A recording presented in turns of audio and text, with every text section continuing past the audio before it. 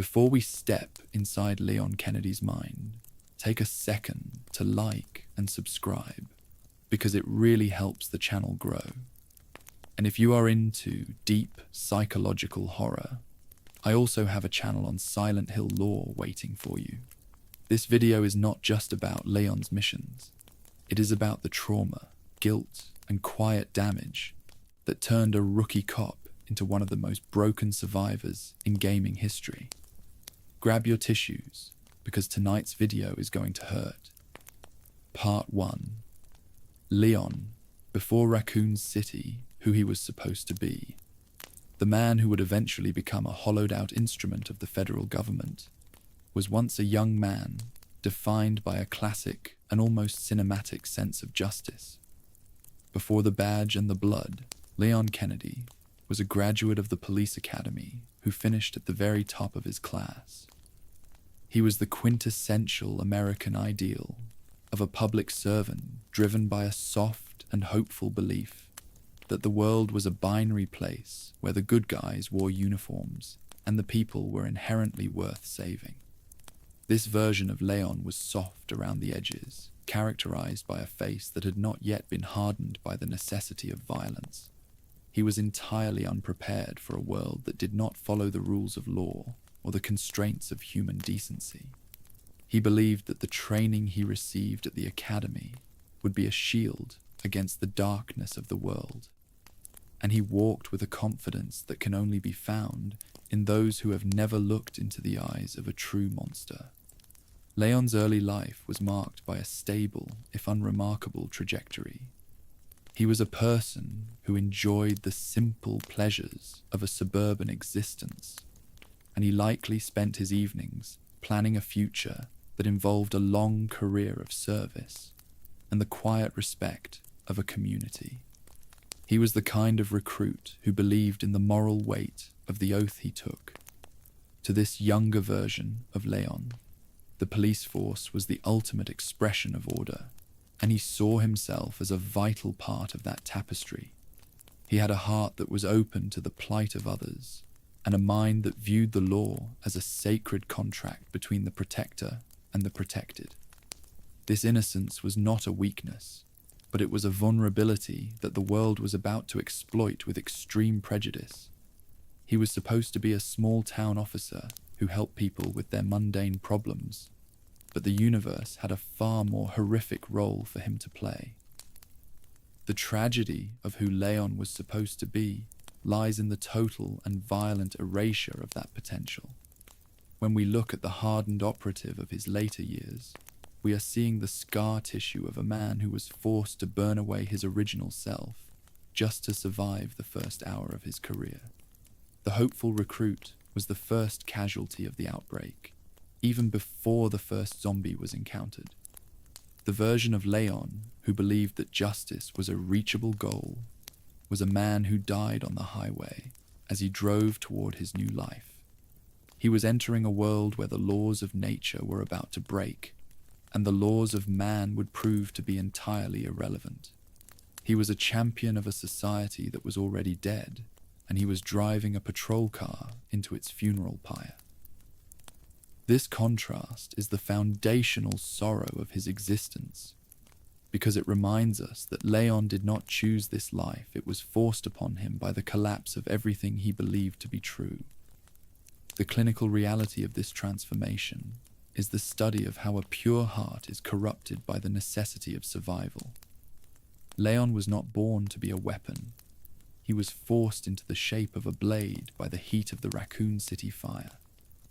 His youth was a series of ideals that were never allowed to reach maturity, and his dreams of a normal life were effectively incinerated before he could even unpack his bags at his new apartment. He was a person who valued order in a universe that was about to demonstrate the absolute power of chaos. Every part of his character that was soft or empathetic would eventually be rebranded by the state as a tactical liability or a combat asset. To understand the man he became, we must first acknowledge the boy he was never allowed to remain. He was the victim of a global catastrophe that didn't just kill people, but killed the very idea of a peaceful life. for those who were unfortunate enough to survive. Part 2. A normal life. He never got to live Leon's youth and ideals. The youth of Leon Kennedy was driven by a profound and singular desire to be the protector he felt the world needed.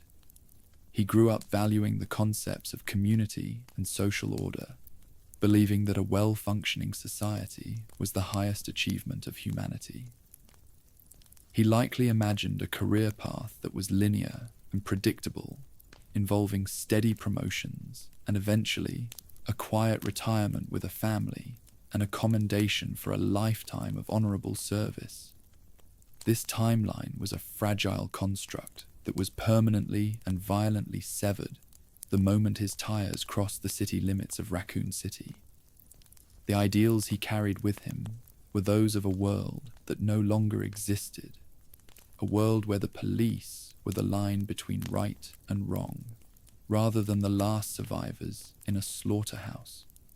His youth was a time of quiet preparation for a role that the world would never allow him to play.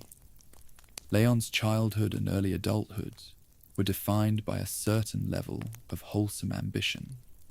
He was the kind of person who helped his neighbors and stood up for those who could not defend themselves.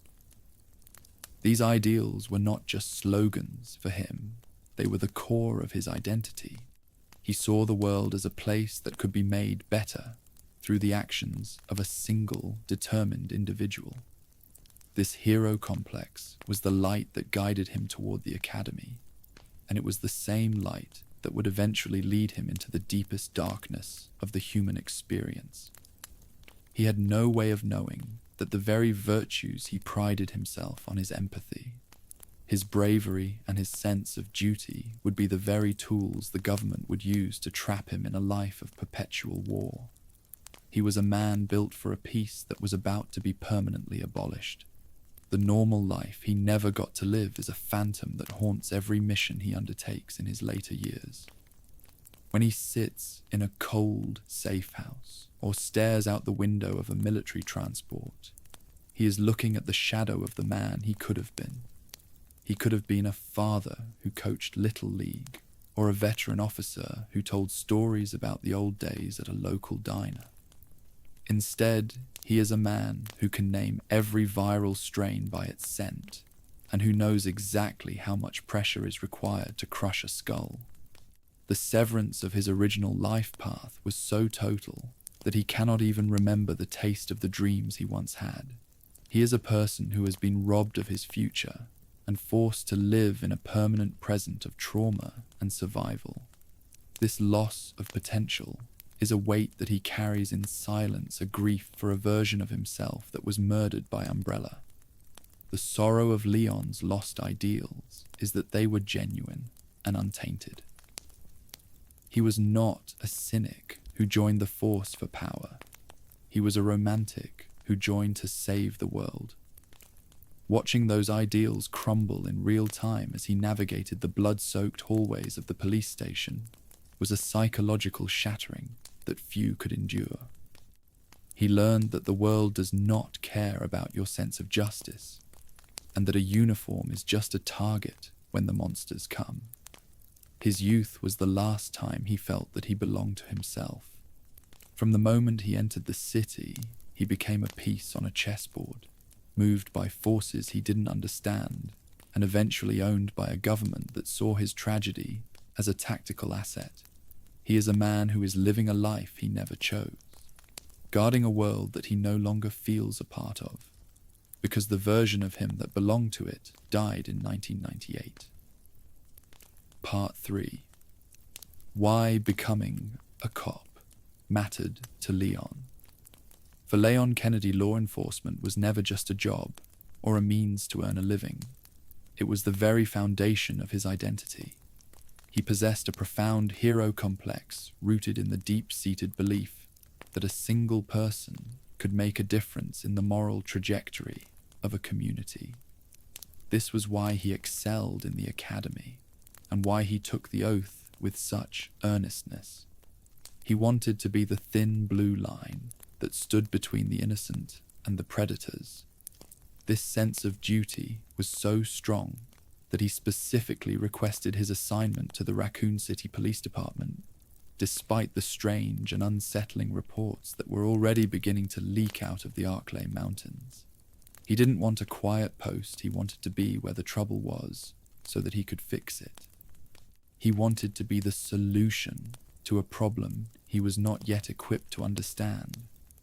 Becoming a cop mattered to Leon because it gave him a framework for his natural empathy. He felt the weight of the world's suffering, and he believed that the badge was the ultimate tool to alleviate that pain. He saw himself as a guardian and a peacekeeper, and he took immense pride in the responsibility of carrying a weapon in the name of the law. This was the peak of his idealistic phase, where he still believed that the system worked and that the authorities were the bastions of truth. He wanted to prove that he was worthy of the trust the public placed in him. This drive for validation through service was a beautiful trait, but in the hands of the Umbrella Corporation and the United States government, it became a chain that would bind him to his trauma for decades. He was a man who wanted to serve his fellow man, but he was about to serve a machine of death instead. The iron reality of his desire to be a cop is that it placed him directly in the path of a biological extinction event. If he had been less ambitious or less committed to the idea of being a hero, he might have chosen a different precinct in a different state. He might have been a normal officer in a normal city. But Leon's heart was too large and his desire to do good was too intense. He ran toward the fire because that is what protectors do. This quality is what makes his eventual transformation so devastating. The very thing that made him a good person is the thing that ensured his destruction. He was a man who wanted to hold up the world, and the world responded by crushing him. His commitment to the badge was his ticket to a hell that he could never leave. And the uniform he wore with such pride became the shroud of his former self. The clinical sorrow of this part of his life is the realization that his intentions were pure, while the outcomes were catastrophic.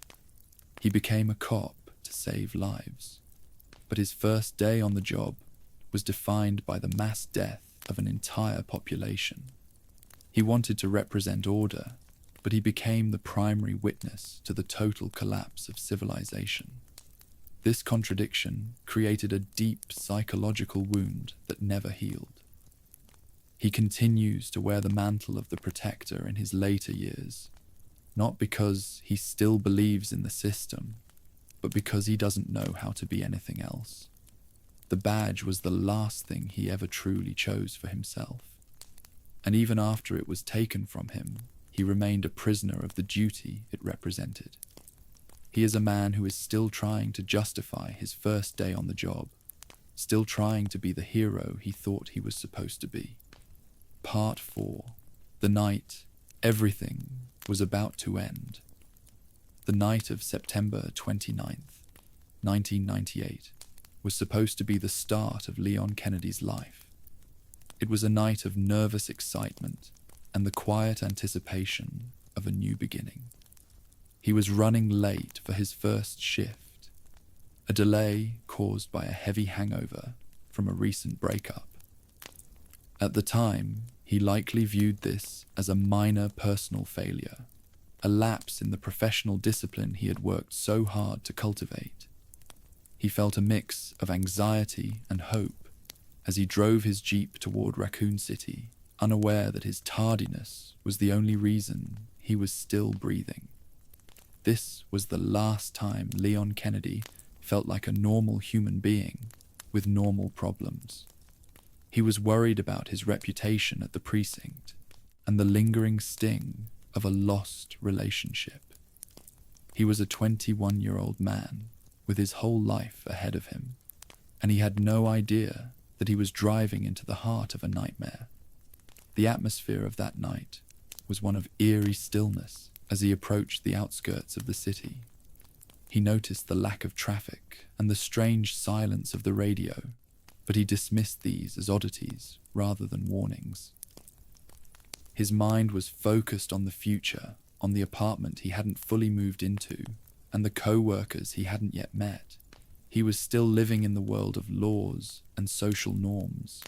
He was a rookie officer, eager to make a good impression, and he was rehearsing his introductions in his head. This mundane reality is the most heartbreaking part of the story. He was a person with a history and a personality and a set of simple goals. All of those things were about to be systematically stripped away by the biological reality of the T virus.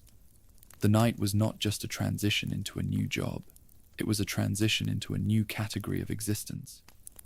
As the city lights appeared on the horizon, Leon likely felt a surge of professional pride.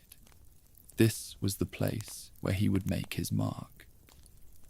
He was the hero arriving to save the day, or at least to contribute to the order of the community. This innocent narcissism is the hallmark of youth, and it is the first thing that Raccoon City would take from him. The nervous excitement he felt was the last flicker of his original self. When he finally crossed the city limits, the world as he knew it ended. The silence of the streets was the silence of a grave, and the shadows moving in the alleys were the first signs of a total biological collapse. He was no longer a rookie cop, he was a target. The hangover and the breakup, which felt so important an hour ago, was suddenly revealed as the trivialities of a dead world. The sorrow of the night, everything was about to end, is the realization that there was no warning for the soul. Leon didn't get to say goodbye to his ideals or his innocence. He was simply thrown into the meat grinder. This suddenness prevented him from ever achieving a sense of closure. He spent the rest of his life trying to get back to the person he was on that highway, but that person was incinerated in the nuclear blast that followed. He is haunted by the feeling that he should have known better, that he should have seen the signs. But no academy training could prepare a human mind for the end of the world. He was a man who arrived at the party after everyone had already been murdered, and his survival was a cruel joke played by fate. That night was the threshold of his damnation, and he crossed it with a smile on his face. Part 5. Day 1. Leon's first day as a cop. Leon Kennedy's first day as a police officer lasted less than an hour before the world he was trained to protect dissolved into a visceral display of biological horror. The transition from rookie officer to survivalist was so violent and so immediate that he never had the psychological space to process the death of his career. It began at a quiet gas station on the outskirts of the city, where he witnessed a woman being devoured by a creature that looked human, but lacked any vestige of humanity. This was the moment the badge lost its meaning. The academy had taught him how to de-escalate a situation, how to read someone their rights, and how to maintain public order. It had not taught him how to react when the dead stand up and begin to feed. The blood on the floor of that gas station was the ink that rewrote the story of his life. The shock of that first encounter was a physical blow to his psyche. He was forced to make life or death decisions before he had even checked in at the precinct. He met Claire Redfield, a stranger who would become his only anchor in the chaos, and together they fled into a city that was already in the final stages of a total collapse. The sirens he heard were not signs of help arriving. They were the screams of a dying civilization. Leon was thrust into a role he was not prepared for, but his natural instincts for protection kicked in. Even as his mind was reeling from the impossibility of what he was seeing, his hands stayed steady on his weapon. This was the birth of the operative, the man who could compartmentalize terror in order to achieve a tactical objective. But the cost of this efficiency was the immediate and total loss of his peace of mind. Leon's first day was a marathon of trauma. He saw the city he had hoped to serve burning in every direction. He saw people he should have protected being torn apart in the streets. The realization that there was no backup and no authority left to call was a crushing weight. He was a rookie who was suddenly the highest-ranking law enforcement officer in his immediate vicinity. The responsibility was immense, and it was entirely unfair. He was a 21-year-old boy who was being asked to carry the burden of an entire city's failure. Every step he took through the blood-soaked streets was a step away from the person he used to be. By the time he reached the police station, he was no longer thinking about his reputation or his shift. He was thinking about how many bullets he had left. The sorrow of day one is the absolute theft of his professional dignity. He never got to be a cop. He never got to walk a beat or help a citizen, or even receive his first paycheck. His entire professional identity was stolen by the T-virus before it could even begin. This created a profound sense of emptiness that he would spend the next several decades trying to fill. He joined the government later in life because he was still searching for the structure and the purpose that Raccoon City had denied him. He is a man who is perpetually on his first day still trying to do the job he signed up for, in a world that has moved on to a far more cynical reality. The rookie who wanted to make a difference was replaced by a soldier who just wanted to survive. And that transition is the primary tragedy of his biological record. Part 6. Witnessing the dead walk, initial shock and disbelief. The human mind is a resilient organ, but it is not designed to accept the total subversion of natural law. When Leon Kennedy witnessed the dead walk for the first time, his brain initially rejected the sensory data. The psychological strain of seeing the laws of nature break shattered his foundational logic. In the academy, he had learned about pathology and death, but those concepts were based on the idea that once life ends, the body becomes a static object. Seeing dead bodies standing up, moving with a mindless predatory intent and consuming the living was a violation of the most basic rules of reality. This was the birth of his lifelong cynicism. He learned in those first few hours that the world is not a stable or predictable place, but a fundamentally broken machine that can malfunction at any moment with horrific consequences. The initial shock was a state of cognitive dissonance. He wanted to help the people he saw, but he quickly realized that they were no longer people. They were biological shells driven by a viral hunger. This realization was a slow and painful process. He had to override his deepest human instincts to offer aid, and instead view these creatures as targets. Every time he saw a familiar human shape moving in a jerky, unnatural way, it was a fresh assault on his sanity. The disbelief was a protective mechanism, a wall his mind built to keep the horror from overwhelming him. But the wall was thin, and the reality of the situation was too loud to be ignored. He was witnessing the literal end of the world, and his brain was frantically trying to find a file in his memory that could explain it. There was no such file. This shattering of his logic left Leon in a state of permanent hypervigilance. If the dead could walk, then anything was possible. The safety and security he had felt in his youth were revealed as illusions. He learned that the institutions of society are built on a very fragile foundation of biological normalcy. And once that normalcy is removed, the institutions collapse in an instant. This taught him that he could only trust what he could see and what he could kill. The disbelief turned into a cold and hard cynicism that would define his later years. He stopped expecting things to make sense and started expecting them to be dangerous. This shift in perspective was necessary for his survival, but it made him an exile from the rest of humanity. He was the one who saw the mask of the world fall off, and he could never unsee what was underneath. The clinical sorrow of witnessing the dead walk is the loss of the comfort of reality. Leon can never truly feel safe again. because he knows that the floor can fall out from under civilization at any time. He lives in a world where the monsters are real and the rules are fake. This knowledge is a lonely burden. He sees the people around him living their normal lives, and he feels a profound sense of detachment because he knows how quickly those lives can be ended by a single drop of a viral pathogen. He is a man who is forever trapped in the initial shock of Raccoon City, unable to return to the simple logic of his youth. The dead didn't just walk in the streets, they walked into his mind, and they never left. He is the guardian of a truth that no one wants to hear, and that truth has made him a stranger to peace. Part 7. First Kill. What killing did to Leon mentally.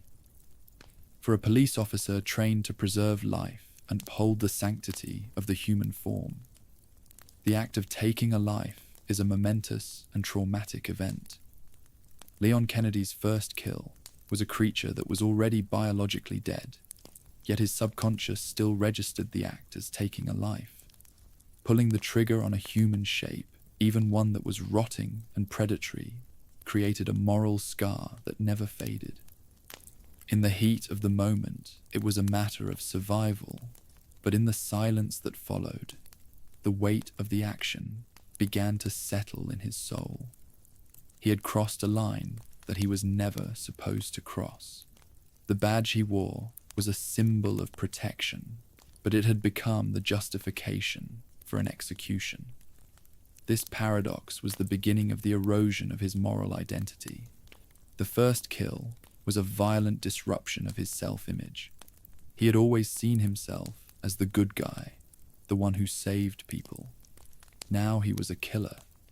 Even if the target was a monster, it still had a face, it still wore clothes, and it still occupied the physical space of a person. His brain could not fully distinguish between a tactical neutralization and a murder. This created a sense of internal rot, a feeling that he was becoming as broken as the world around him.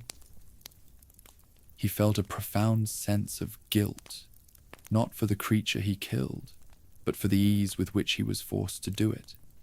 The necessity of the act didn't make it any less haunting.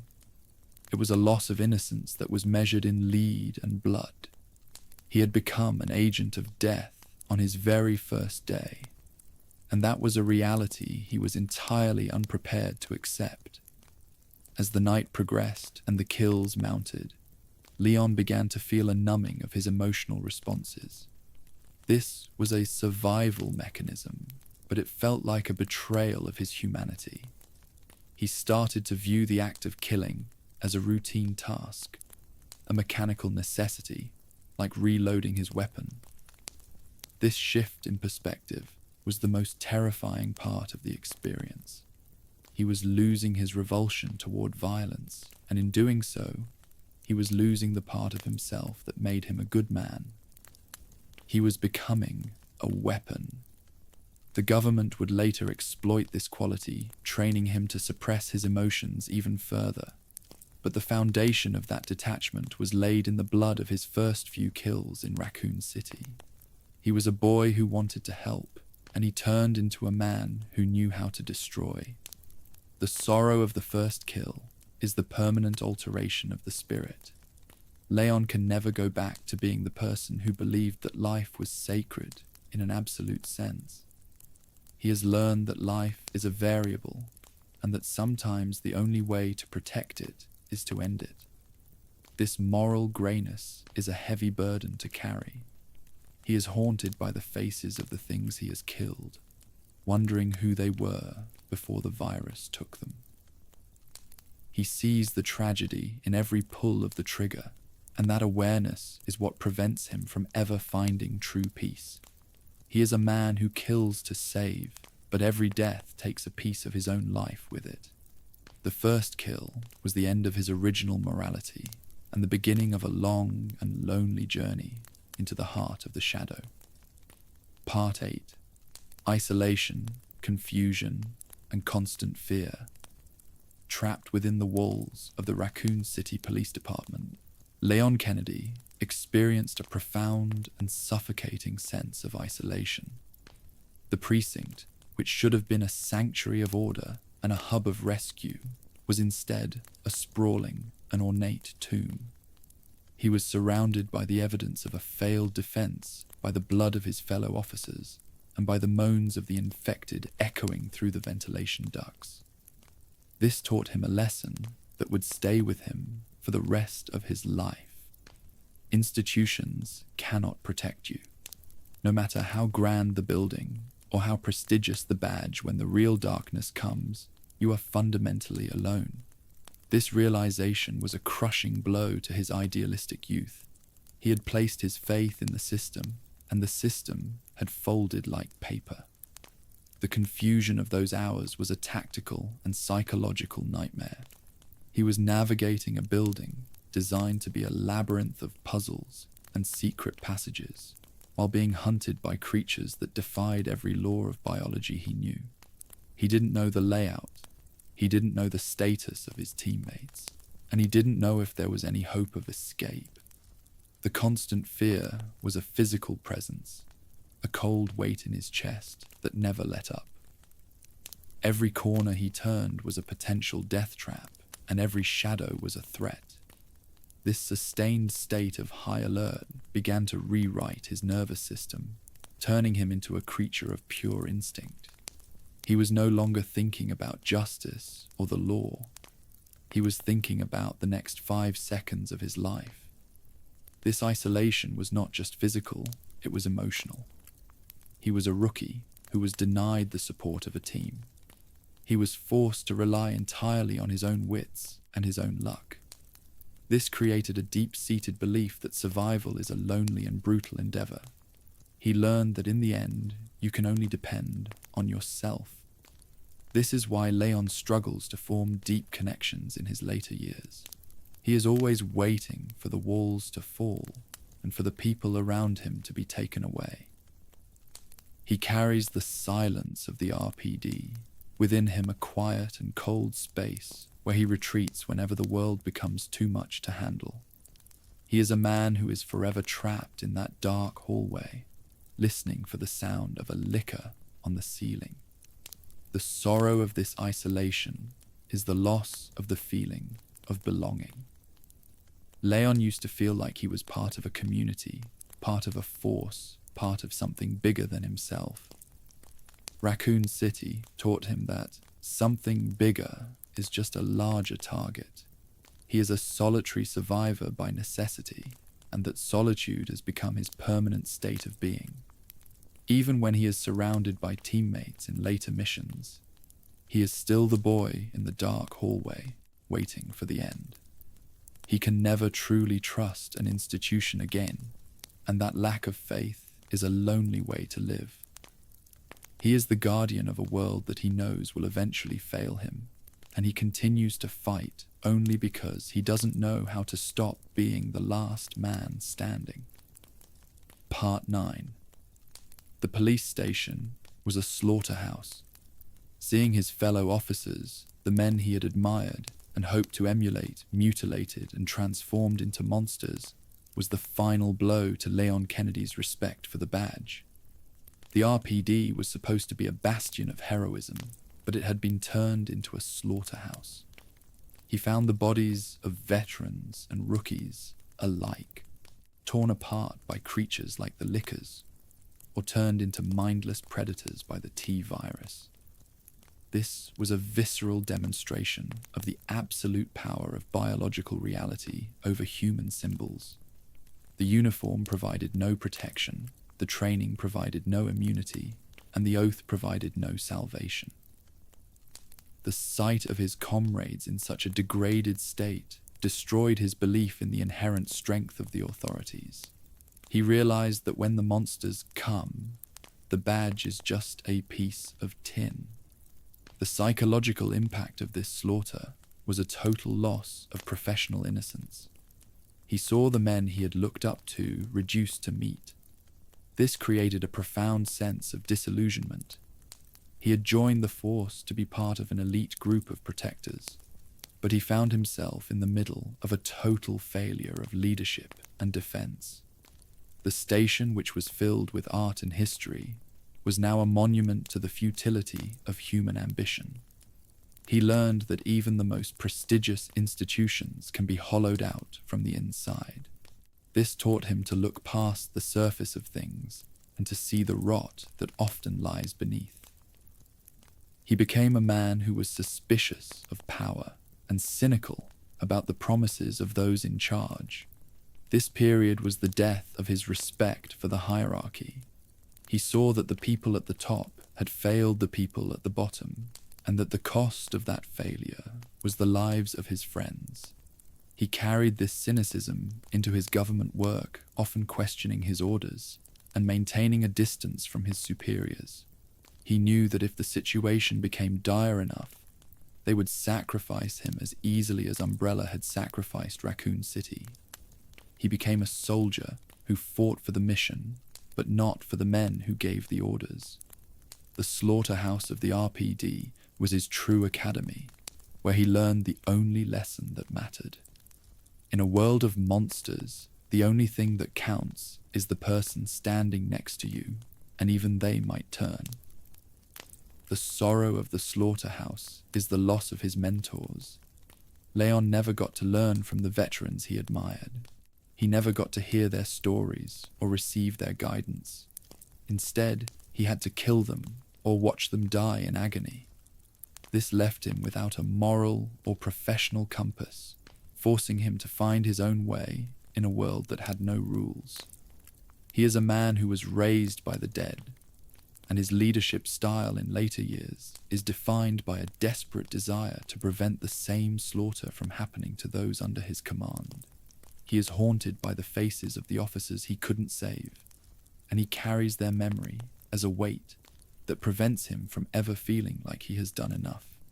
He is the last of the RPD, and that is a lonely title to hold.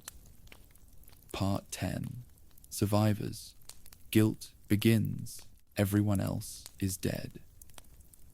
Leon Kennedy's survivor's guilt is a corrosive and permanent fixture of his psychological landscape. It is rooted in the simple and agonizing fact that he arrived late for his first shift. He constantly wonders if he could have made a difference if he had been on time. He wonders if he could have saved Marvin Branner, if he could have coordinated a better defense of the station, or if he could have prevented the death of a single family. This what if is a torture chamber he visits every night. He survived not because he was the best or the bravest, but because he was lucky. He was a rookie who was spared by a hangover, and that realization is a source of profound shame. He feels that his life was purchased at the cost of everyone who was already in the city when the clock struck 12. This guilt manifested as a pathological need to save everyone he encountered during the escape.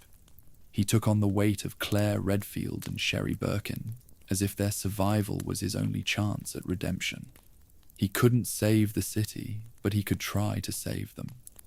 Every life he couldn't save was a fresh indictment of his own existence. He began to view his own survival as a debt that he could never repay. This is the drive behind his later missions. He doesn't fight for glory or for a paycheck. He fights because he feels he owes it to the ghosts of Raccoon City to stay in the game. He is a man who is living on borrowed time, and he feels that every breath he takes is one that was stolen from someone more deserving. The clinical reality of his guilt is a state of permanent emotional exhaustion. He can never relax because he feels that relaxation is a betrayal of the dead. He is constantly looking for the next person to save the next fire to put out, as if he can eventually balance the scales. But the scales are broken. Raccoon City was a loss that can never be made right, and his survival is an anomaly that he can never fully justify.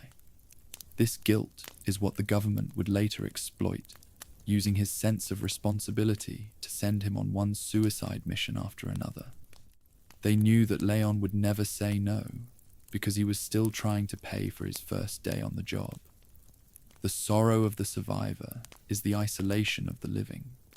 Leon is a man who belongs to a city that no longer exists. He is the guardian of a memory that everyone else wants to forget. He carries the names of the dead within him, and their silence is the loudest sound in his life. He continues to survive, not because he loves life, but because he is afraid of what he will have to say to the ghosts if he joins them too soon. He is a man who has won the ultimate prize of survival, but he has found that the prize is a prison. He is the last man standing, and the weight of that position is more than any human heart was ever meant to bear. Part 11. Ada Wong. Trust, attachment, and loss.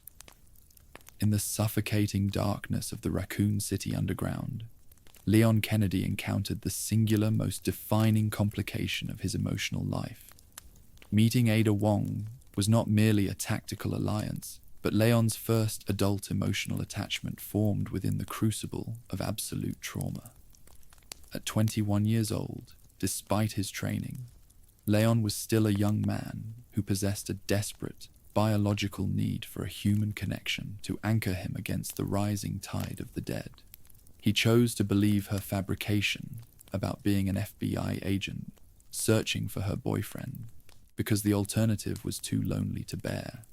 He needed to believe that there was still an authority in the world that mattered, and he needed to believe that he wasn't the only one fighting for something greater than mere survival. This vulnerability was the opening that Ada used to weave herself into the fabric of his soul. The attachment Leon formed with Ada was a psychological anchor in a sea of madness. To him, she represented a sophisticated world that existed outside the blood-soaked walls of the police station. His feelings for her were a mixture of rookie infatuation and the intense, trauma-bonded loyalty that occurs when two people face death together. When he discovered her true nature as a mercenary, the betrayal did not immediately extinguish his feelings. Instead, it created a permanent internal conflict that would haunt him for the next 2 decades. He was a man of the law who had fallen for a woman of the shadow. Her apparent death in the heart of the Nest facility was his first true experience with the tragedy of loving someone in a world defined by biological weaponry. He watched her fall, and, in that moment, he felt the last remnants of his youthful capacity for simple, untainted love plummet with her. The loss of Ada was the moment Leon realized that in his new reality, intimacy is a precursor to grief. He carried the weight of her sacrifice, as he perceived it then, like a leaden shroud. It reinforced his hero complex, making him feel that he had failed the one person he was supposed to protect. This was the birth of his romantic nihilism. He learned that the people he allows himself to care for are either taken by the virus or stripped away by the cruelty of the mission. Even when he discovered years later that she had survived, the damage was already done. The trust was gone, replaced by a cycle of manipulation and pursuit that never allowed for a moment of genuine peace. Ada Wong became his ghost, a recurring reminder of the night his heart was broken at the same time his world was destroyed. The clinical sorrow of this attachment is the way it stunted Leon's emotional development. Because his first major relationship was defined by deception and catastrophic loss, he never learned how to form a healthy, stable bond in a normal environment. He became a man who is only comfortable with the fleeting, the mysterious, and the dangerous. He is attracted to the very thing that hurts him, because it is the only thing that feels as intense as the night in Raccoon City. He is a person who is perpetually waiting for the woman in red to reappear. Even though he knows her presence only brings more blood and more questions, he is a romantic who has been trained to be a cynic, and that contradiction is a quiet, steady ache that he carries into every safe house and every hotel room. Part 12. Raccoon City's final hours. The escape from the underground laboratory as the city of Raccoon was systematically erased from the map, left Leon Kennedy in a state of permanent sensory and psychological overload. He had spent the last several hours fighting through a literal hell, and the climax was a race against a nuclear countdown that promised to incinerate every mistake and every memory he had made within the city limits. As the elevator rose and the roar of the self-destruct sequence echoed through the shafts, Leon was not thinking about the geopolitical implications or the corporate crimes of Umbrella. He was experiencing the raw, animalistic terror of a man who is watching his future be deleted in real time. The final hours were not a triumph of survival. They were a chaotic, desperate scramble through the debris of a dead civilization. When the tactical nuclear strike finally hit, Leon was far enough away to survive the blast, but close enough to feel the shockwave in his marrow. He watched the mushroom cloud rise over the horizon, a brilliant and terrifying light that signaled the end of his life as a civilian. Everything he had ever known, his job, his new apartment, his potential friends, and the very ground he had hoped to walk as an officer, was turned into radioactive ash. This was the moment of total displacement. He was a man with no home, no employer, and no identity left. The sensory overload of the explosion served as a psychological cauterization. The fire did not just kill the zombies. It burned away the last of Leon's innocence, leaving behind a cold, hollow space where his dreams used to be. The silence that followed the blast was perhaps more damaging than the noise of the escape. In that silence, the reality of the situation began to settle into his bones. He was standing on a dusty road with a woman he barely knew, and a child who had lost everything, and he had absolutely nothing to offer them but his continued existence. He watched his future incinerate, and he realized that there was no going back. The world outside the blast zone was still moving, still functioning, but Leon was no longer a part of it. He was a survivor of a secret war, and the weight of that knowledge made him a permanent exile. He was a 21-year-old man who had already seen the end of the world, and that perspective made the rest of human society seem fragile and meaningless. The sorrow of the final hours is the realization that he survived only to become a witness to a void. He didn't feel like a hero as he walked away from the flames. He felt like a ghost. He was haunted by the thousands of people who didn't make it out, the people he had sworn to protect just 48 hours prior. The mushroom cloud was the headstone for his youth. He realized that the government and the corporations would spend the coming years lying about what happened, trying to bury the truth under layers of bureaucracy and redacted files. Leon became the living evidence of a crime that was too big to be punished, and that burden of truth was the final brick in the prison of his mind. He was free from the city, but he was now a prisoner of the secret it left behind. Part 13. Escape, but not relief. As Leon Kennedy walked away from the blast zone of Raccoon City, alongside Claire Redfield and the traumatized Sherry Birkin, he did not experience the relief that usually follows a narrow escape from death. Instead, he felt a profound and terrifying emptiness. The adrenaline that had sustained him through the police station and the laboratories had evaporated, leaving behind a crushing weight of exhaustion and grief. He had no job to return to, no home to sleep in, and no family who could understand the things he had seen. He was a man who had been stripped down to his most basic biological components, and the world he was returning to felt alien and hostile. He didn't feel like a victor. He felt like a piece of debris that had been spit out by a storm. The presence of Sherry Birkin served as a constant, living reminder of the horror they had just escaped. She was the daughter of the man who had designed the very virus that had murdered the city, and her existence was a complication that Leon was not prepared to handle. He felt a sense of responsibility for her, but it was a responsibility born of trauma rather than choice. He was a boy trying to protect a girl in a world that had just proven it could destroy millions in a single night. This lack of relief was compounded by the realization that their ordeal was likely only the beginning. Leon knew too much. He carried the secrets of Umbrella in his mind and the blood of their victims on his boots.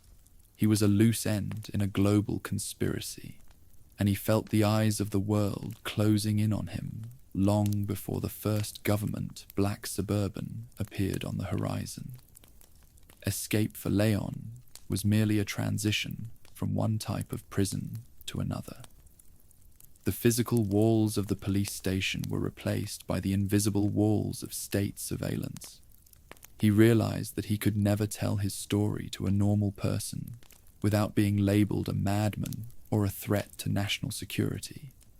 This was the beginning of his lifelong isolation. He was a survivor who could never share the burden of his survival. He looked at Claire and saw the same hollow expression, a shared understanding that they were now members of a very small and very cursed club. The escape was the moment he realized that his life was no longer his own. He was a commodity, a witness, and a tactical variable. The relief he craved was a luxury he could no longer afford. The clinical sorrow of this moment is the death of the concept of safety. Leon learned on that highway that there is no place on Earth where the reach of the bioweapon cannot find you. He stopped looking for a home and started looking for a defenseless position. His posture changed from that of a citizen to that of a combatant. Even as he walked away from the fire, his eyes were scanning the tree line for threats. He was a 21-year-old man who had lost the ability to rest. This lack of relief is the foundation of his chronic burnout in later years. He is always running from Raccoon City, even when he is standing perfectly still. The escape gave him his life back, but it took away his peace, and Leon would spend the rest of his years wondering if that was a fair trade. Part 14. What the government did to Leon after Resident Evil 2. Leon Kennedy was not rescued by the United States government. He was apprehended. Shortly after emerging from the blast zone, he and Sherry Birkin were intercepted by federal agents who viewed them not as victims of a corporate tragedy, but as high-value intelligence assets and potential security risks.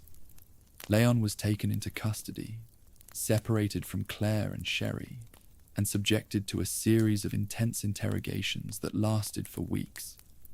The government realized very quickly that this rookie police officer possessed a level of first-hand combat data against biological organic weapons that was entirely unprecedented. He was stripped of his rights as a civilian and treated as a piece of classified property. They didn't offer him counseling or a path back to normalcy. They offered him a choice between a life of service or a life in a dark cell. The clinical treatment of Leon during this period was a systematic dismantling of his autonomy. The interrogators focused on every detail of his encounters, mapping the mutations of the G virus and the tactical patterns of the tyrants through his memories. They looked at the young man who had just watched his world burn, and they saw a weapon that needed to be sharpened and aimed. This was the moment Leon realized that the good guys he had believed in were just as cold and calculating as the corporation that had destroyed Raccoon City. The government was not interested in justice for the victims. They were interested in the weaponization of the catastrophe. They rebranded his trauma as experience and his survival as aptitude, ignoring the psychological fractures that were already beginning to spread through his mind. Leon was moved from one black site to another, his existence becoming a series of redacted files. He was forced to sign non-disclosure agreements that effectively erased the events of September 29th from his public record. He was told that for the sake of national stability, Raccoon City would be remembered as a localized accident, and that his role in it would remain a secret until the day he died. This forced silence was a form of psychological torture. He was denied the ability to process his grief through social validation. He was a hero whose deeds were a state secret, and a victim whose pain was a matter of national security. This period of his life was the final nail in the coffin of his faith in authority. He stayed with the government not out of loyalty, but out of a desperate, cornered necessity. The sorrow of this exploitation is the realization that Leon was never allowed to heal. The government intentionally kept him in a state of high readiness, preventing him from settling into a civilian life that might make him soft or unwilling to kill. They took a traumatized boy and turned him into an elite operative by feeding his guilt and his sense of duty. They made him feel that he was the only one who could stop the next outbreak, effectively making him a slave to his own conscience. He was no longer Leon Kennedy the person. He was Agent Kennedy, a specialized tool for the containment of biological threats. The government took the wreckage of his life and built a fortress around it, ensuring that he would never be able to escape the shadow of the 1998 incident. Part 15. Forced recruitment versus free choice. The recruitment of Leon Kennedy into the Secret Service was a masterclass in state-sponsored blackmail, disguised as an opportunity for service. The United States government did not ask Leon if he wanted to continue fighting. They made it impossible for him to say no. They utilized his deep-seated sense of morality and his protective instincts towards Sherry Birkin as a lever to pry away his freedom. Leon was informed in no uncertain terms that Sherry's safety and her continued existence outside of a laboratory were dependent on his cooperation. If he agreed to become a government operative, she would be placed in protective custody and given a chance at a life. If he refused, she would be treated as a biological specimen for the rest of her days. Leon traded his life for a child's safety, a decision that was as noble as it was tragic. This was not a free choice. It was a surrender. Leon understood that by entering this agreement, he was signing away his right to a private life, a family, and a future. He was becoming a permanent asset of the deep state. The weight of this realization was a quiet, suffocating pressure. He was a 21-year-old man who had just seen his career destroyed, and now his very agency was being stripped away by the people who were supposed to be the guardians of freedom. He accepted the terms with a grim, silent resolve that would become his trademark in later years. He realized that the world of the hero he had imagined in the academy was a lie. In the real world, you don't get to choose your battles. You only get to choose who you are willing to sacrifice for.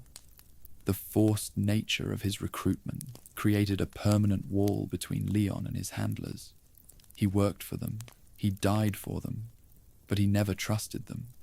He viewed his missions as a penance he had to pay to keep Sherry safe and to keep the horrors of Raccoon City from spreading.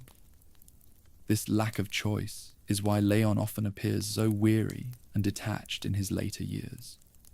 He is not a man who loves his job. He is a man who is serving a life sentence in the field.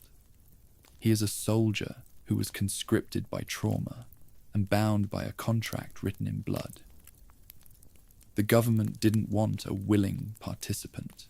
They wanted a desperate one, because a desperate man is easier to control and more willing to walk into the fire. The clinical sorrow of this part of his life is the realization that his nobility was turned into a cage. Leon Kennedy is a man who is literally incapable of being selfish. He is so driven by the need to be the good guy that he has forgotten how to be a person. He continues to take on missions that he knows will break him further, because he feels that his own well-being is a triviality compared to the survival of the species. The government recognized this and used it to turn him into a permanent asset. They didn't have to threaten him, they just had to tell him that people were in danger. This is why Leon is so often found at the center of the world's darkest events. He is the man who can't say no, and in a world of monsters, that is the most dangerous role of all. Part 16. Leon's trauma, being rebranded as strength. The government's training of Leon Kennedy was a cynical process of rebranding his post-traumatic stress disorder as tactical efficiency. They didn't see his nightmares or his survivor's guilt as psychological injuries that needed treatment. They saw them as combat data that could be refined into a lethal edge. The instructors and psychologists who handled him were trained to sharpen his hypervigilance and his emotional detachment, turning his inability to connect with others into a professional asset. They taught him that his fear was just adrenaline to be channeled, and that his grief was a fuel for his determination. They didn't heal the man, they simply reinforced the armor around his trauma until he was more metal than flesh.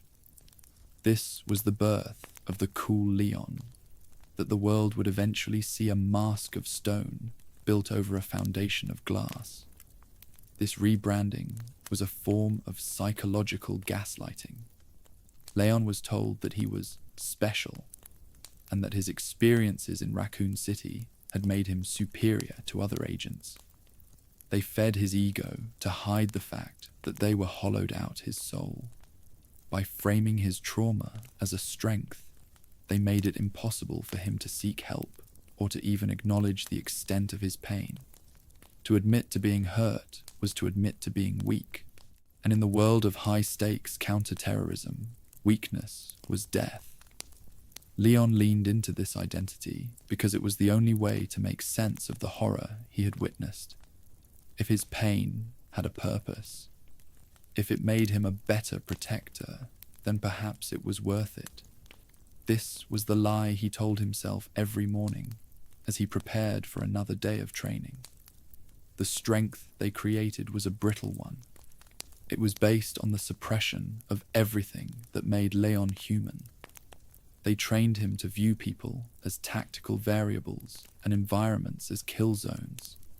His natural empathy, which had been his greatest trait as a rookie cop, was systematically redirected toward a cold, analytical focus on the mission objective.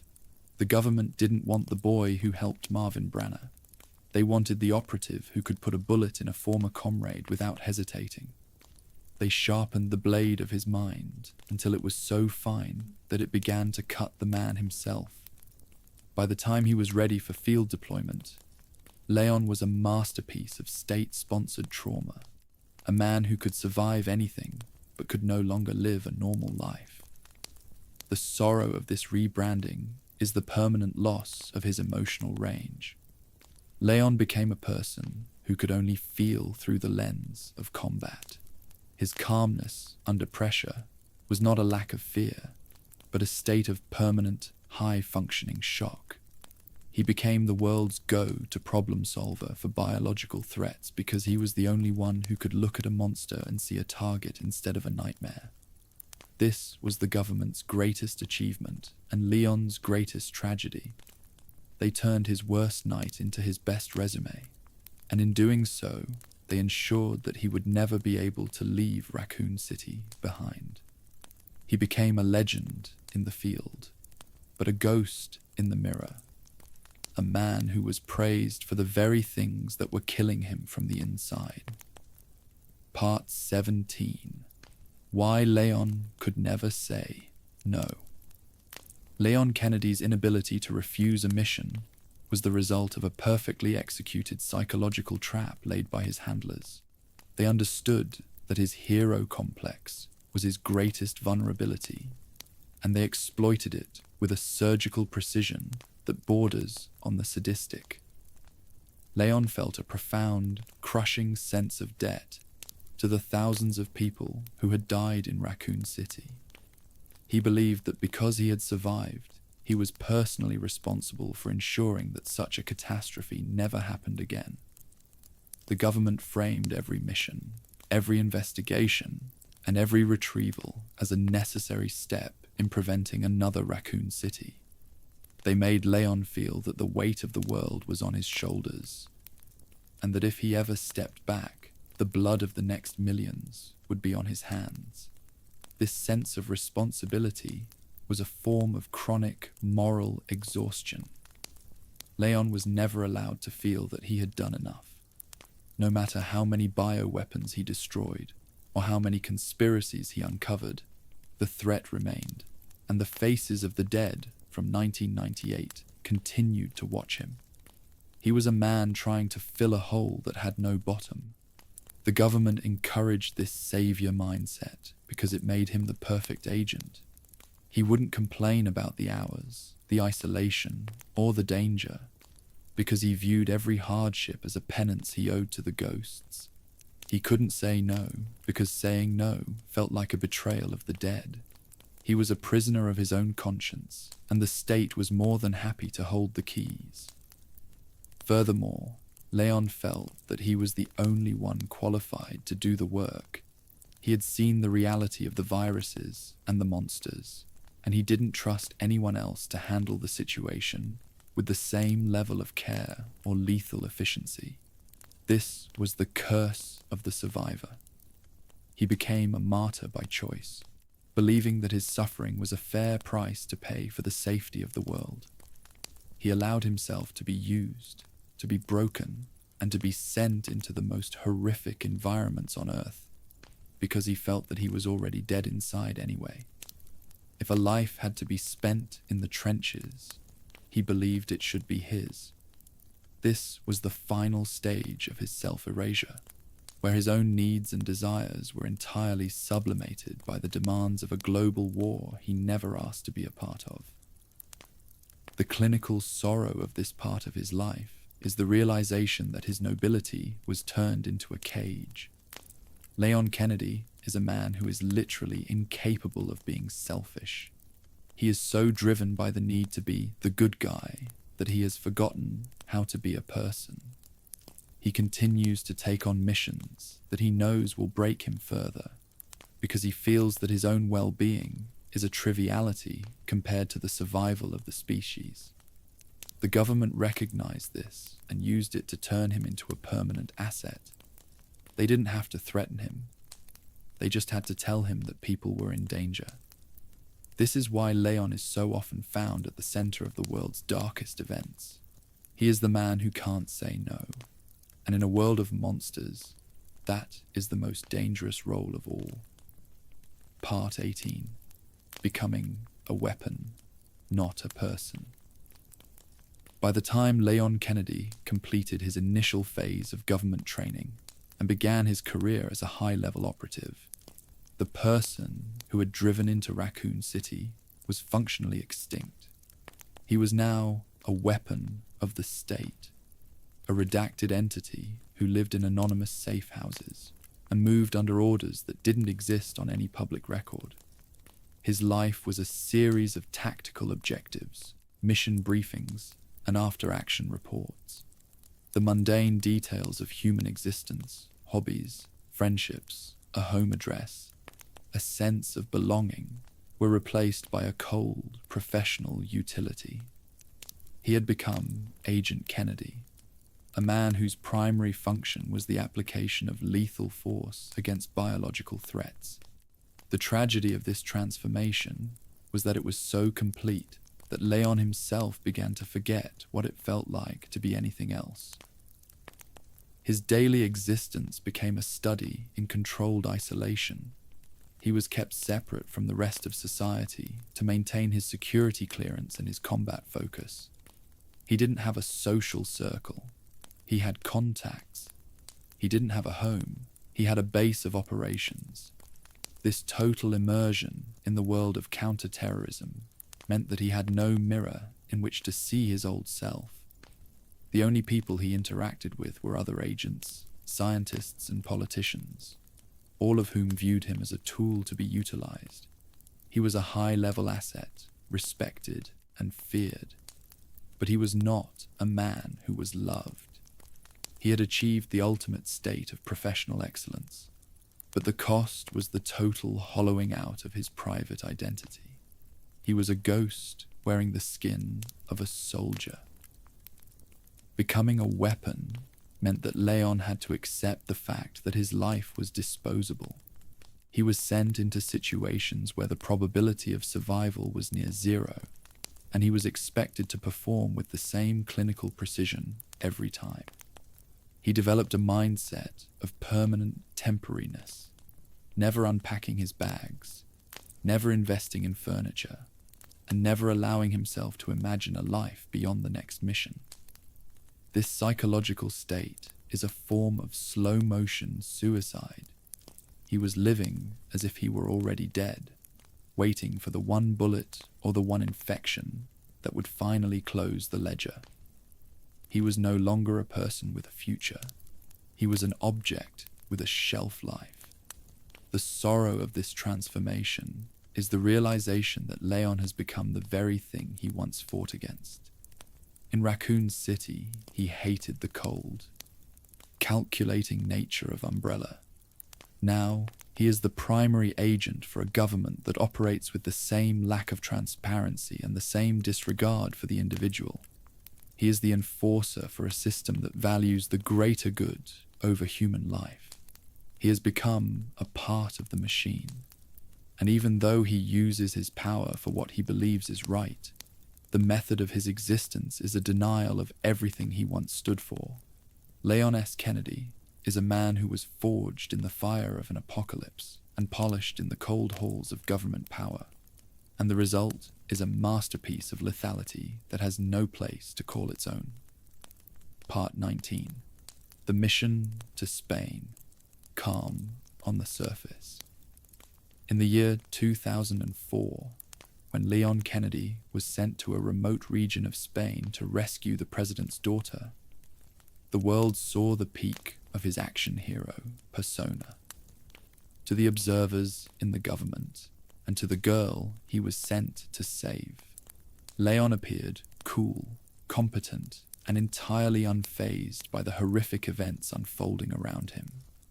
He moved through the village of the Ganados with a fluid, lethal grace, delivering quips and displaying a level of tactical dominance that seemed inhuman. However, this calm on the surface was not a sign of emotional health. It was the ultimate expression of his psychological armor. His sarcasm and his stoicism were defensive walls he had spent 6 years building to prevent the horror from reaching his core. He was a man performing a role because the reality of his life was too painful to inhabit. The clinical reality of his cool demeanor was a state of high-functioning dissociation. Leon had seen so much death and so much biological perversion that his mind had simply stopped reacting to it in a normal way. The gore and the madness of the Los Iluminados cult were just variables to be managed. He wasn't brave in the traditional sense. He was emotionally flat. The quips were a psychological distancing tool, a way to turn a nightmare into a game so that he wouldn't have to acknowledge the terror of his situation. He was a man who was using humor as a tourniquet to stop his soul from bleeding out. The more dangerous the situation became, the more detached he appeared, because the only other option was a total psychological collapse. The mission to Spain reinforced the idea that Leon was a solitary survivor. Once again, he was sent in alone, with minimal support, expected to do the impossible. This repetition of the Raccoon City dynamic was a form of re-traumatization. Every time he entered a dark room or heard a scream in the distance, his subconscious was pulled back to 1998. He was trapped in a cycle of isolation and violence that had become his only comfort zone. He felt more at home in a village of murderous cultists than he did in a normal city, because in the village, the rules were clear: kill or be killed. The calm surface was the mask of a man who had accepted that he would never be allowed to live in the light again. The sorrow of this mission is the realization that Leon's growth into a legendary agent was actually a steady decline into emotional numbness. The world cheered for the hero who could survive anything, but no one saw the man who had lost the ability to feel fear or joy or hope. He was a masterpiece of tactical efficiency, but he was also a masterpiece of isolation. The mission to Spain was the moment the mask became the man. He was no longer the boy who was afraid of the dark. He was the thing that the dark was afraid of, and that realization was the final tragic victory of the government's training program. He was a hero to the world, but he was a stranger to himself. Part 20. Signs of Emotional Detachment. As the events in Spain progressed, the signs of Leon Kennedy's profound emotional detachment became impossible to ignore for any clinical observer. His lack of reaction to the brutal violence of the Ganados, the beheadings, the impalements, and the horrific mutations of the plagas showed how much his psyche had been permanently altered. He no longer flinched at gore. He simply calculated the next shot. He moved through a landscape of suffering with the cold efficiency of a machine. This detachment was a survival mechanism that had become his default state of being. He was no longer capable of being shocked or disgusted by biological horror, because for him, biological horror was the only world that made sense. He was a man who had been tuned to a frequency of violence that excluded the rest of human experience. This detachment extended to his interactions with other human beings.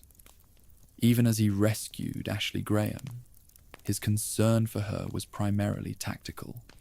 He viewed her as a VIP to be protected rather than a person to be comforted. His dialogue was brief, focused entirely on the immediate mission objectives. He showed very little empathy for her terror, not because he was cruel, but because he no longer understood how to relate to someone who was still normal.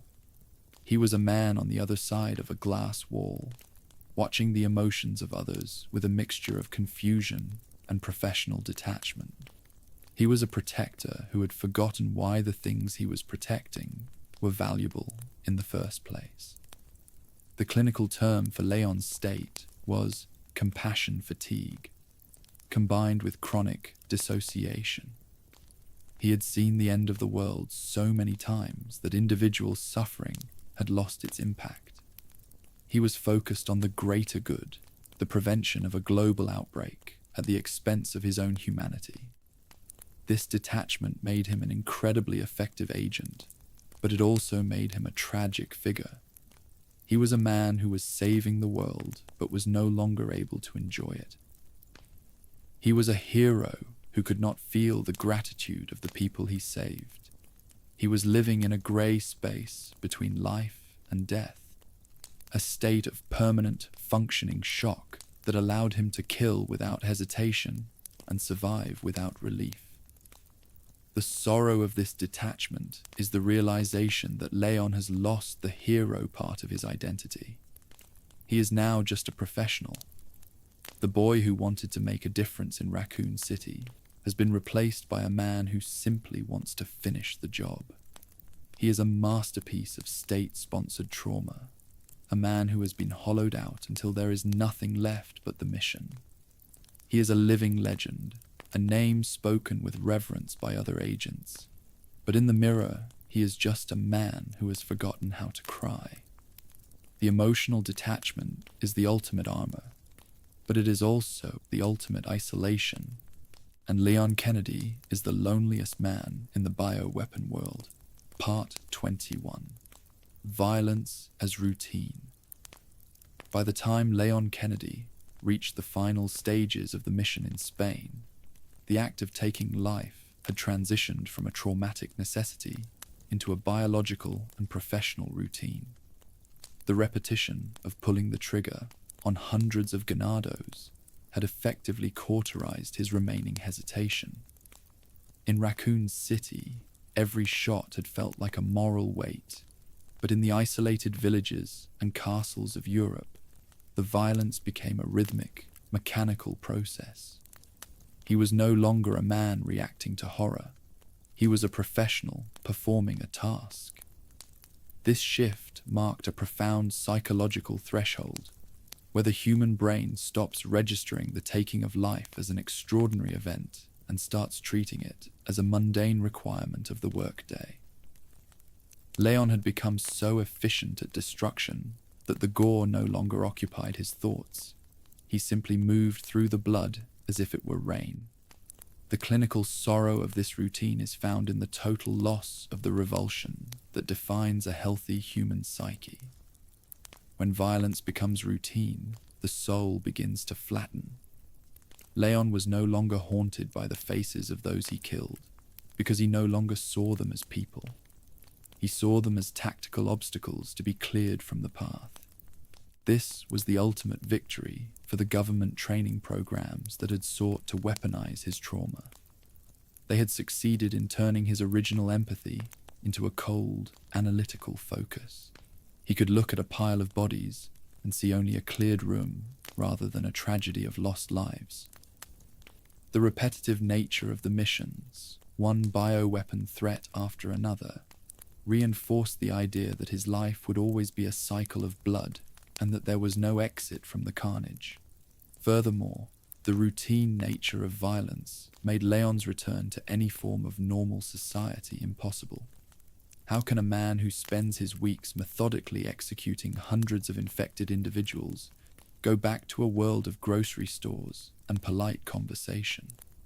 The routine created a sensory gap that could not be bridged. He felt more comfortable with a weapon in his hand than he did with a fork and knife. The adrenaline of combat was the only thing that made him feel awake, while the peace of civilian life felt like a suffocating blanket. He became addicted to the very violence that was destroying him, because it was the only thing he knew how to do with absolute certainty. He was a man who had been hollowed out by the repetition of death until the mission was the only thing left inside. The legacy of this routine is the chronic burnout that defines his later years. Leon is a man who is tired to his very marrow, but he continues to fight because the alternative, silence and reflection, is far more terrifying. If he stops the routine, he has to face the ghosts. So he keeps moving, keeps shooting, and keeps the world at a distance with a sarcastic remark and a steady aim. He is a masterpiece of tactical efficiency, but he is also a masterpiece of spiritual exhaustion.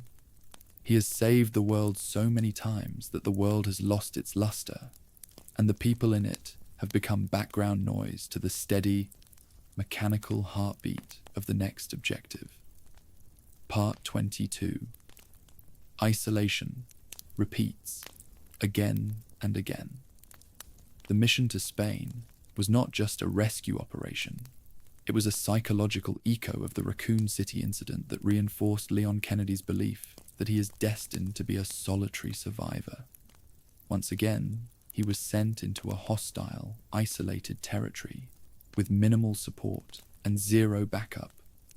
Once again, he found himself surrounded by a population that had been biologically subverted and turned into mindless predators. This repetition of isolation was a form of state-sponsored re-traumatization. The government knew that Leon performed best when he was alone, because his solitary survivor complex made him hyper-focused and nearly impossible to kill. They exploited his inability to form teams, sending him into the most dangerous corners of the earth as a lone wolf, further cementing his detachment from the rest of humanity. The clinical effect of this repeated isolation was the total erosion of Leon's social skills and his capacity for trust. He began to view the presence of others as a liability, something to be protected, or something that would eventually die and leave him behind. He preferred the silence of a solo mission because it allowed him to inhabit his trauma without having to explain it. He became a man who moved through the world, but never allowed the world to touch him. The isolation was his armor, but it was also his prison. He was a legend in the field, but he was a ghost in the barracks. A man who sat alone in dark rooms because the light of companionship felt like a lie. He had survived Raccoon City only to find that Raccoon City was everywhere he went. Furthermore, the repeated isolation made Leon feel like a different species. He saw the way normal people interacted, the way they laughed, the way they loved, and the way they feared.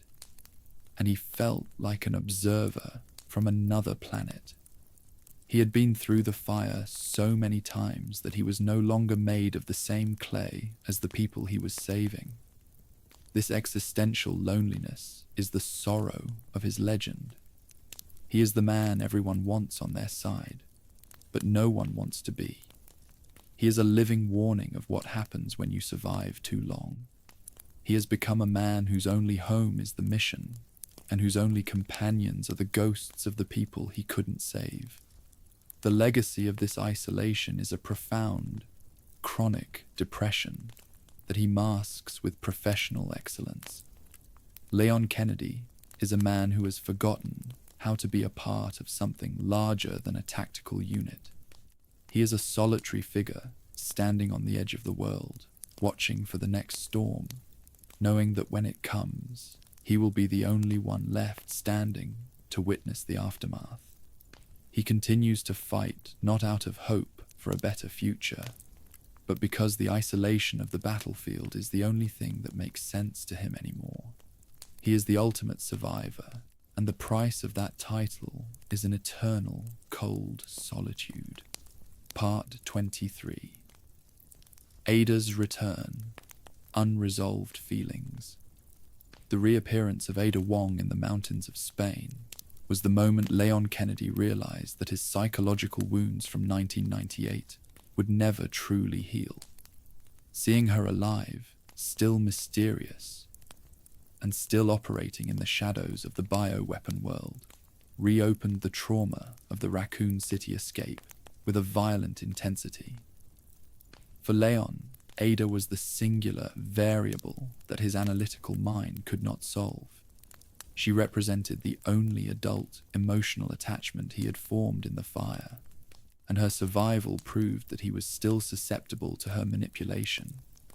His unresolved feelings for her were a mixture of rookie infatuation and the desperate, trauma-bonded loyalty of a survivor.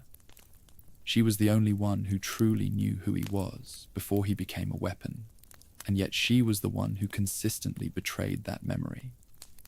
The clinical reality of their relationship was a cycle of re-traumatization. Every time Ada appeared, she reminded Leon of his original failure, his inability to see through her lies, and his inability to protect her in the nest. She was a living ghost, a recurring character in his nightmare who refused to stay dead. Her presence in Spain forced Leon to confront the fact that he hadn't moved past 1998. He had simply built a fortress over it. His feelings for her were a psychological leak in his otherwise perfect tactical armor. He allowed her to manipulate him, to lead him on, and to vanish into the night, because she was the only human connection he had left that felt as intense as the trauma that defined him. Furthermore, Ada's return reinforced Leon's cynical view of human nature. If the person he cared for most was a mercenary who used him as a pawn, then what hope was there for any other relationship? She was the proof that even in the most dire circumstances, people would still lie, still kill, and still betray for their own ends. This realization deepened his isolation, making him even more hesitant to open up to the people who were actually on his side. He became a man who was perpetually waiting for the other shoe to drop. waiting for the woman in red to reappear and turn his world upside down once again. He was a prisoner of a romantic ghost story, and Ada Wong was the primary author of his misery. The legacy of these unresolved feelings is a permanent state of emotional temporariness. Leon never settles down and never forms a lasting bond with anyone else because he is always subconsciously waiting for Ada. She is the baseline against which he measures all other women, and because she is a creature of trauma and shadow, no normal person can ever compete. He is a man who is in love with a memory of a lie, and that contradiction is a quiet, steady ache that he carries into every mission. He knows she is using him, and he knows she will leave him again. But he continues to follow the red trail because it is the only thing that makes him feel like the boy he used to be. Part 24. Why Leon uses sarcasm to cope. One of the most distinctive traits of Leon Kennedy during the mission to Spain was his frequent use of sarcasm and quips, even in the face of absolute biological horror. To the casual observer, this appeared as a sign of confidence and coolness. But from a clinical perspective, it was a vital psychological distancing tool. Leon's sarcasm was a defensive wall built to keep the terror of the situation from reaching his core. By making light of the Ganados, mocking the cult leader Salazar, or cracking a joke about his own mortality, he was preventing his mind from fully acknowledging the sheer existential dread of the mission. He was using humor as a psychological tourniquet, a way to numb the pain of his reality so that he could continue to function with lethal efficiency. The clinical sorrow of this coping mechanism is the realization that Leon could no longer handle his reality with a straight face. He had seen so much gore and so much madness that the only way to process it was to treat it as a farce. His sarcasm was a symptom of his profound emotional detachment. He wasn't laughing because things were funny. He was laughing because the alternative was to scream and never stop. The jokes were a way to maintain a shred of control in a world that had gone completely insane. They allowed him to keep the monsters at a distance, turning a life or death struggle into a scripted performance. This was the armor of a man who had already been broken once and refused to let it happen again. Furthermore, the sarcasm served as a barrier between Leon and the people he was supposed to protect. By staying cool and detached, he prevented Ashley Graham from seeing the true extent of the danger they were in, but he also prevented himself from forming a genuine human connection with her. He was a man performing a role, and the role required him to be the unfazed hero. This performance was exhausting, and it contributed to the profound emotional fatigue he would experience in later years. The jokes became more hollow, and the quips became more forced as the years went on, until they were eventually replaced by the silence of the bottle. He was a man who had joked his way through hell, and the silence that followed was deafening. The legacy of Leon's sarcasm is the cool Leon archetype that has become a legend in the bioweapon world. Other agents try to emulate his stoicism and his wit, not realizing that it is the sound of a man drowning in his own trauma. It is a masterpiece of psychological self-preservation that eventually became a trap. He used sarcasm to survive the night in Spain, but he found that he couldn't turn it off when he got home. He became a man who could only communicate through a veil of irony, unable to express genuine emotion or vulnerability. He was the hero who always had a comeback, but he was also the man who had nothing left to say to the mirror. Part 25. Las Plagas and loss of control parallels. The central horror of the mission to Spain for Leon Kennedy was his infection with the Las Plagas parasite. This was not just a physical threat.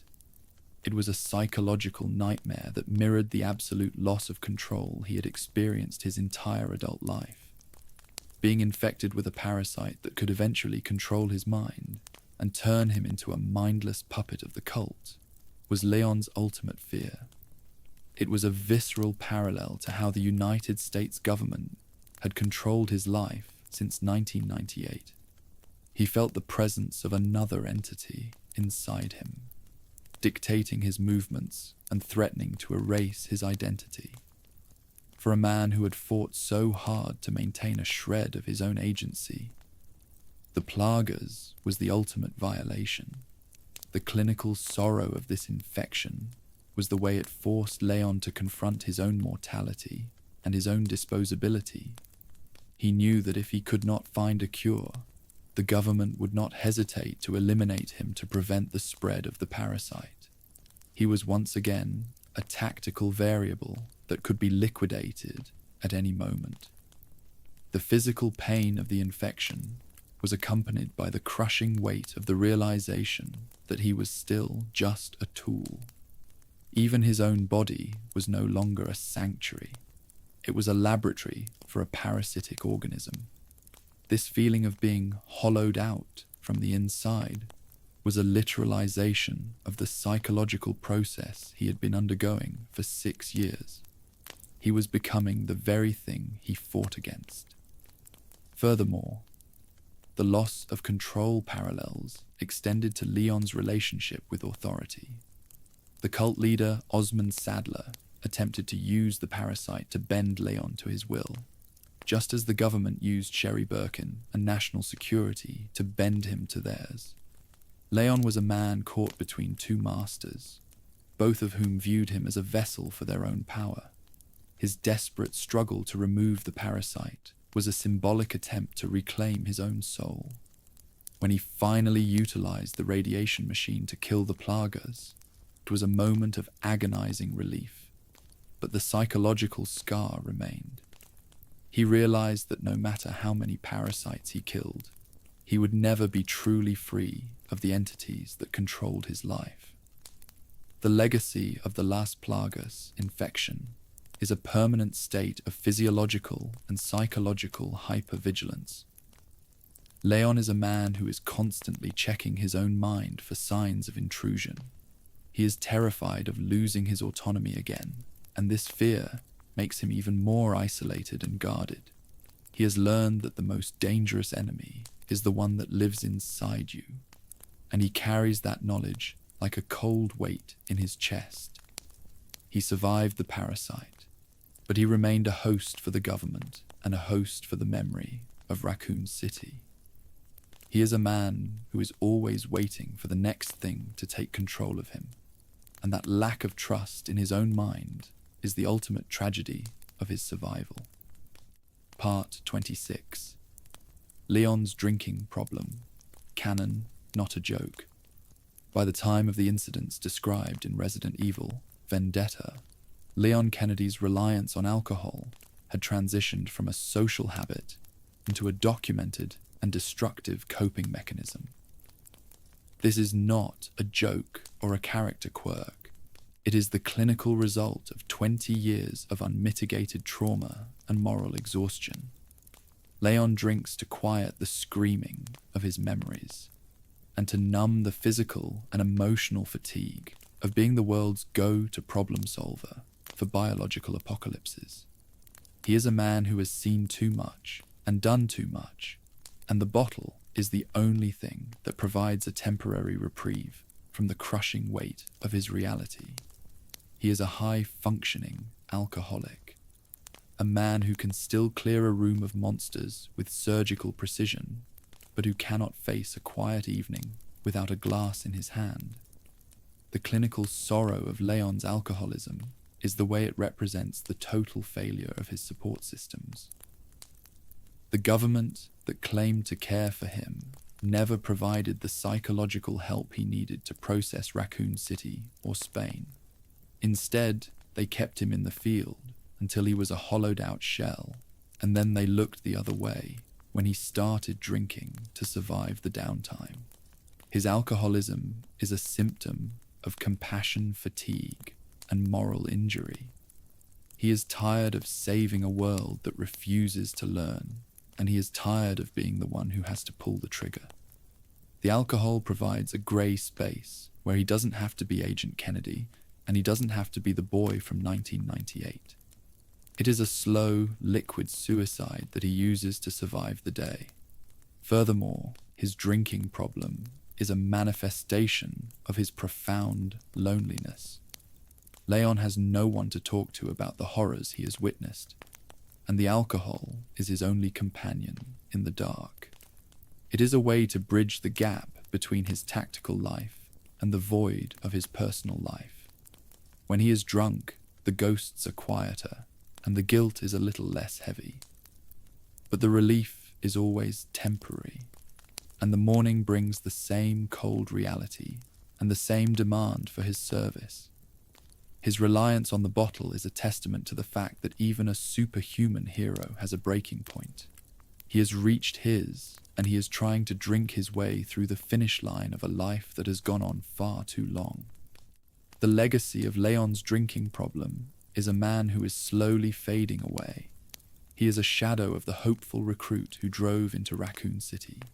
He is a man who is functioning, not living, moving through his missions with a mechanical efficiency that is fueled by a mixture of adrenaline and ethanol.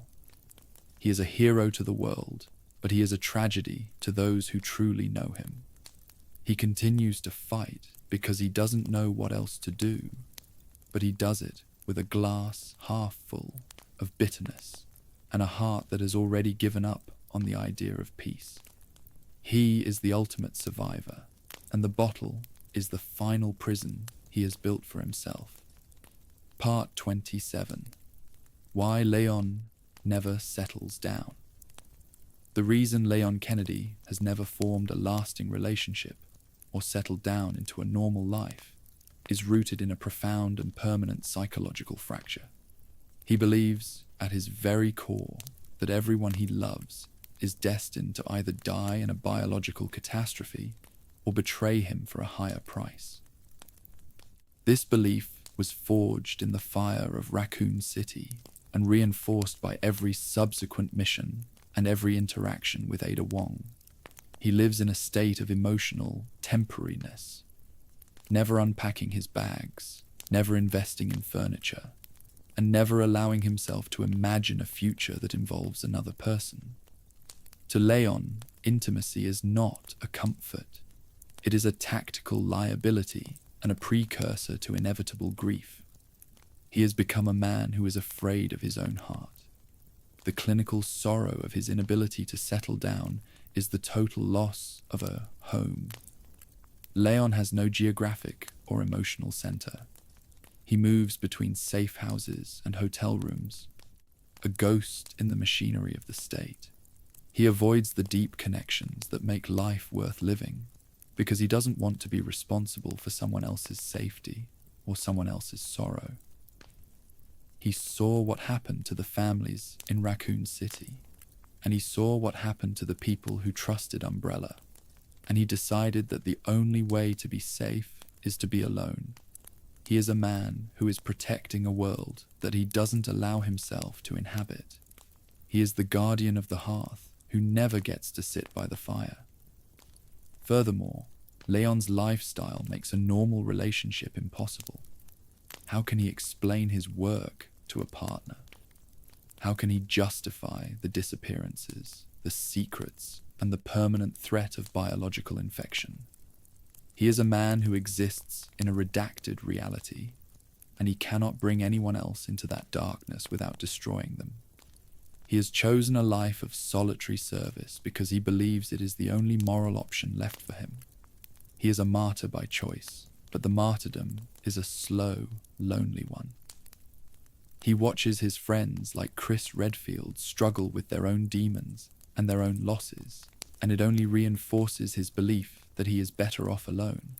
He is a man who has won every war, but the one for his own happiness. The legacy of Leon's refusal to settle down is a man who is essentially a ghost while he is still alive. He has no roots, no legacy, and no one to carry his name. He is a name in a file and a face on a surveillance camera. A man who has sacrificed everything for a world that doesn't even know his true story. He continues to survive, but the survival is a cold and empty thing. He has reached a point where he no longer even wants to settle down, because the idea of peace feels like a trap. He is a creature of the mission, and he will continue to move from one blood-soaked floor to the next, until there is nothing left of him to move. He is the ultimate survivor, and his greatest tragedy is that he has no one to survive for. Part 28. Chronic guilt, burnout, and emotional fatigue. After nearly 30 years of fighting biological horrors, Leon Kennedy is suffering from a state of compassion fatigue and chronic emotional burnout that has fundamentally altered his personality. He has seen so much death and so much suffering that he is starting to lose the ability to feel for the victims. This is not because he has become a bad man, but because his emotional reserves are entirely depleted. His brain has reached its limit for processing grief, and as a result, he has become cold, detached, and weary. This loss of empathy causes him even more guilt, as he feels that he is betraying the very ideals that led him to join the force in the first place. He is a protector who has become indifferent to the people he is protecting, and that is a psychological hell of his own making. The clinical reality of his burnout is a state of functioning exhaustion. Leon continues to perform his duties with a high level of skill, but there is no passion or conviction behind his actions. He follows orders because it is the only thing he knows how to do. He is like a machine that is running on fumes, moving toward the next objective with a heavy, leaden stride. The sorrow of his later years is the sight of a legend who is just waiting for the end. He no longer talks about a better world. He only talks about the next containment. He has reached a point of moral injury, where the weight of the things he has had to do in the name of the state has fundamentally broken his sense of right and wrong. Furthermore, his chronic guilt has become a cage. He feels that he can never retire because retirement would mean he is quitting on the millions of people who are still at risk. He is a prisoner of his own reputation. The world expects him to be the hero, to be the one who saves the day, and he doesn't know how to tell them that he has nothing left to give. He is a man who is being consumed by his own legend. This emotional fatigue is what leads to his drinking and his isolation. He is trying to numb a pain that has become a permanent part of his biology. He is a man who has survived the end of the world multiple times, but he has lost the will to live in the world that remains. The legacy of Leon's burnout is a man who is functioning, not living. He is a tactical masterpiece and a human tragedy. He continues to walk into the fire because he is already burned, and he continues to pull the trigger because he has forgotten how to do anything else. He is a ghost of a man who once believed in justice, now serving a world that only cares about containment. He is the ultimate survivor, but the price of his survival is the total loss of his heart. He is a man who has seen everything and now wants to see nothing at all. He is a legend who is just looking for a quiet place to die. Part 29. Leon in later years. Functioning, not living. In his later years, Leon S. Kennedy has become the perfect agent, but a completely broken human being. He exists in the grey space between a hero and a ghost, a man who follows orders with a mechanical, joyless efficiency because it is the only thing that gives his life a shred of structure. He has reached a point where he no longer asks why or is this right. He only asks for the coordinates and the target. This is the ultimate victory for the system that claimed him in 1998. They wanted a weapon that didn't think, and they finally got one. not through brainwashing, but through the systematic erosion of his spirit over decades of service. He is a man who is functioning, not living, a shell of a human being moving through a world he no longer understands. The clinical reality of this state is a total loss of self. Leon has no personal identity left. If you took away the mission, there would be nothing left but a bottle of whiskey and a collection of nightmares. He has entirely sublimated his own desires to the needs of the state. He lives in a state of redacted existence, where his very name is a classified secret and his deeds are forgotten as soon as they are accomplished. He is a man who has no past that he wants to remember and no future that he wants to see. He is the ultimate company man, but the company is a shadow organization that treats him like a disposable battery. He is a legend who has become a ghost while his heart is still beating. Furthermore, his functioning state is a mask for his total spiritual collapse. He no longer feels the hero complex that drove him in his youth. He only feels a sense of inertia. He continues to fight because he doesn't know how to stop, and because he is afraid of the silence of a life without conflict. He is a man who is addicted to the noise of war, because it drowns out the noise in his head. He has become a part of the biohazard machine, a permanent fixture in a world of constant terror. He is the man you call when everything else has failed. But he is also the man who has already failed himself.